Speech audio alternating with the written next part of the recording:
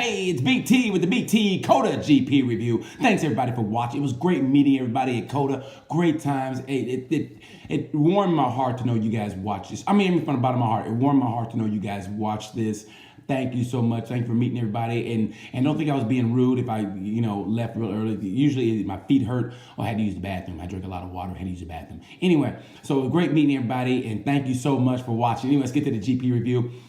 People talk about it was a boring race. It was so boring. Let me tell you something. It was like this. Like you ever watch a movie and you're going, okay, that guy did it, but you're expecting some plot twist and go, okay, maybe he didn't do it. Well, when it was over, you're going, wow, I guess that guy did it. You know what I mean? Like that guy, and there was no plot twist at all. But basically, it was like watching a movie like that with Denzel, Tom Hardy, and Jennifer Lawrence. And Jennifer Lawrence, for some reason, showed them tatas. And even though you go, wow, the movie had one gear, you saw some boobies, and it was Jennifer Lawrence boobs. Damn, that's what Dakota at GP was like. So it may have been boring, yeah, I give you that, but still, hey, it had Denzel, Tom Hardy, and Jennifer Lawrence showed a nude scene. Is it really that bad? Seriously. But somebody said it best about Coda, and I agree wholeheartedly, because you go there and you don't know there's a race going on in town until you go to the race. There's really no motorcycle. You don't hear the sound of motorcycles like you do at Indy or Laguna Seca. But this guy from Austin said it best. He said he thought it was a joke. They're going to build a $300 million racetrack in Austin, basically at an old trailer park. And what it is Austin is a city of hippies. And they built the greatest racetrack in America in Austin, Texas. And that's what it, you know what that's like? It's like watching a UFC fight at the Grand Ole Opry in Nashville. You're like, what? Really? I mean, that's what it's like, Minnie Pearl, who's going to be in the championship? Well, I'll tell you, you don't want to see that. And that's basically what it's like. But I'll give you credit. Austin is a great city. You got good food. You got great bars, great music. And the people are a little bit snarky, like the young kids, a little bit snarky. You see guys with the, like I said, with the handlebar mustaches, like, would you like a drink? Yeah, you want to just clean my table so I can order. Anyway, that's what Austin's like. Good city, but it's not really a racing city like Indy. Anyway, and that's what helps me with Austin. So let's get to it. Moto 3, it went like I thought it was I thought it was the best race actually of all the three classes. Jorge Martin is definitely the belle of the ball. And Nia Bassanini is going to do a great job of keeping him honest. But let me tell you something. Watch out for Marco Bezzecchi. Marco Bezzecchi is that dude. Watch out for him. VR46 Academy. Marco Bezzecchi, and he's got an afro. I love when like white guys have afros. I love that. He's Italian, which means he's got a little bit of black in it. So I like that. He's got an afro. I want him to finish and put a pick in his hair. That'd be great. Just like Franco Morbidelli. And we know what Franco Morbidelli is. Anyway, thought it was a great race. Watch out for Marco Bezzecchi. Thought it was a great race in Moto 3. Props to Andrea Migno. He started 16th and finished 4th. 15th and 16th and finished 4th. Here's how great he finished. He's not even with the VR46 Academy anymore, and Rossi came and congratulated him. That's how great that is. That's like, you know what that's like? That's like your ex-wife coming to your wedding with your new woman. You know what? I still hate you, but I'm glad you fell in love. And I thought that was great. It really is. So good for him. Let's move on to Moto 2. Moto 2, it was kind of like Rossi Marquez Part 2 because Alex Marquez battled Pekka Bagnaia, and Pekka Bagnaia is with the VR46 Academy. So it's kind of like, rival high schools. It's kind of like the Greasers and the Socias and Outsiders. Kind of like a West Side Story kind of thing. Whoa, Marquez, Rossi. That's what it's kind of like. But Pekka Bagnaia and Marquez, I guess they're kind of friends, I guess. But I tell you something, Pekka Bagnaia and Johan Mir, who was at 26th at one time and finished 5th. Let me tell you something. Johan Mir is the future. He and Pekka Bagnaia are the future of GP. I give them that. They're both so smooth. It's just sickening how smooth they are. But let me tell you something. One of the greatest riders that no one's talking about is Iker Lecuona. Guy's 18. He's an 18-year-old kid from Valencia. He finished 5th. This kid is incredible. 18 years old. Watch out for him. I like that. Iker Lecuona. I know. I can't even pronounce his name because I never heard of the kid before. But he is kicking ass. So good for him. Moto 2 was a good race. Like I said, I thought it was kind of great. It was kind of like Rossi versus Marquez again, Part 2, but without the venom and the hate. You know what I mean? So let's go to MotoGP. Like I said, I know you guys thinking it was a boring race, and I kind of give you that. But the battle was within the mid-pack, within Jack Miller, Jorge Lorenzo, and Tito Rabat. Tomato. Anyway, that was the battle, and Lorenzo was pissed about it. He bitched about it. But I look at it like this. You know how, like, if you grew up like me, my mom slapped me one time. I go, what was that for? Mom, I didn't do nothing. And you realize it was your dad who made her mad, but she took it out on you because, you know, she can't beat up your dad. So that's what happened. Basically, Jorge Lorenzo got pissed off at Jack Miller, but it really wasn't Jack Miller. He really wasn't a problem. He just cannot ride that Ducati. And honestly, I just want him to be gone. I want him to go to Suzuki. But if he goes to Suzuki, think about it. If he goes, because I mean, right now, Andrea Iannone, which is great to see him back. I don't know what happened to Iannone. I don't know if he found the Lord or whatever, but it's amazing when you're looking at unemployment, how nice you become, right? Because right now, Iannone, I'm gonna tell you right now, he's been a little prickly. You've seen him in press conferences. He's been a little prickly. You know, he can rub people the wrong way the last couple of years, but right now, he is kissing babies and petting puppies right now.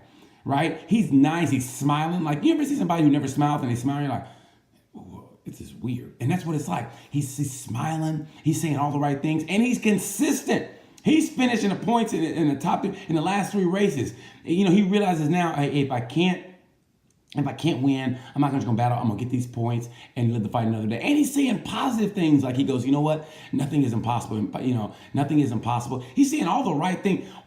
Something about Iannone this year is different, and I love it. Let me tell you something. MotoGP is better. I know if you guys don't like Lorenzo, if you don't like Iannone, it's better if they're all good because it makes for a better show. You know, you don't want to just watch Marquez run away with it. You don't want Rossi run away with it. You want to see more battles than just Rossi and Marquez, and that's why it's great. If Iannone and Lorenzo are competitive, it makes for a better whole overall package. Like I said, Iannone, what he's doing now, like I said, kissing babies, petting puppies. You know, he's blessing nuns. He's doing all the right things. Good for him. And if he keeps this up, is Suzuki really going to let him go? I mean, granted, you got a 5-time world champion and a guy who's doing things the right way in the last year. It's amazing what the prospect of unemployment will do to you. I don't know where he's going. I don't know who wants him, but Iannone's doing great this year. Watch out for him. Iannone's going to be nasty, man, coming up in the European rounds. Okay, and what I thought was interesting in the press conference, which I had access to, I thought how Marquez gives the right answer on everything. He's always politically correct, but it was great to watch him read his subtext of what he says. When he said during the qualifying press conference, right? I watched their body language, you know, where it seemed like Maverick was a little bit pissy, but he kept his mouth shut. He's kind of like he was a little pissy, and they said to Marquez, "Hey, you know, you had to drop back 3 grid spots. You know, what do you feel?" And Marquez said, he basically said, and I'm clip note version it, yeah, I got to drop back 3 spots, but you know what? I still got this watch for qualifying on pole. And I qualified 25 points toward that BMW, you know, for most poles in the year, which I'll probably get.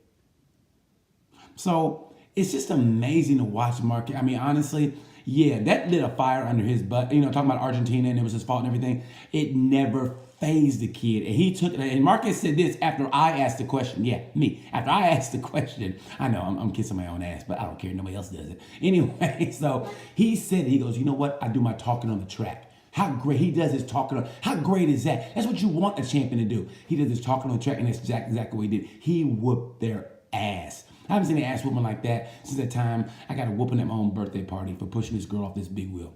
I didn't know there was a law against that. It really isn't technically a law, but I pushed this girl off my big wheel, and my mom gave me a beating at my own birthday party.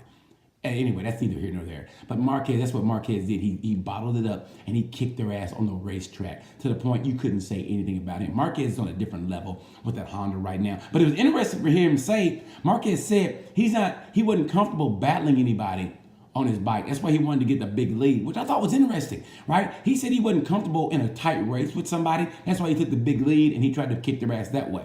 But it was interesting in the post-race press conference to watch Vinales go. Vinales like, you know what? And Vinales had a smile that if you watch Marquez in that press conference, with Vinales like, you know what? I like where we're going. I'm happy, and we're going to Europe. Watch out what happens when they get to Europe. Watch Jerez. Jerez and Europe, that's going to be a whole different ball game. I can't wait to watch it. It's going to be great.